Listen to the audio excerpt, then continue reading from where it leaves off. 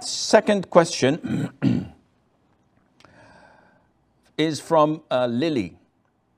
And she says, I am a woman and I have been resting my forearms on the ground upon every sujood.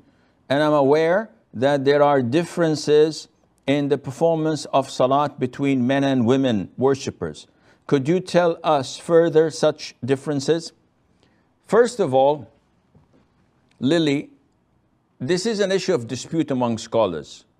When you scrutinize it, when you look deep into it and research it, you find that the Prophet ﷺ clearly said, pray as you have seen me pray. So the hadith is general for men and for women. And if you search further, you would not find any authentic hadith differentiating between the way a man prays and a woman's prayer. Which means that in order for me to build an allegation, I need evidence. So when someone says, if a woman were to pray in the presence of non-mahram men, as in the case of a woman who wants to pray on the pavement in the streets, it's time for prayer and there's no masjid and her home is far away, what would she do? She has to pray and she is fully covered.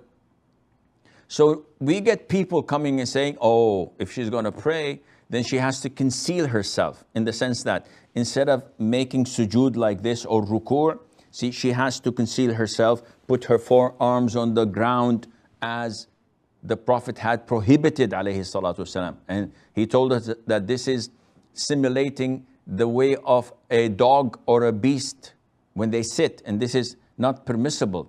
You have to keep your arms, you have to raise your elbows away from your body. So some scholars say, no, she must not do this, she will be exposed. And this is not true. The Prophet ﷺ had never warned us from this, and this is a bit too extreme. It is too extreme as we see in some masjids.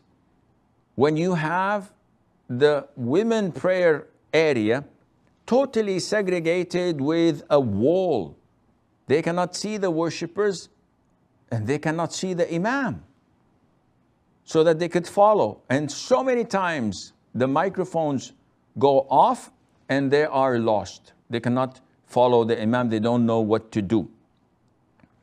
This wasn't at the time of the Prophet ﷺ, and this is not the right thing to do. Nevertheless, sometimes we are too protective to the extent that we are more Roman than the Romans.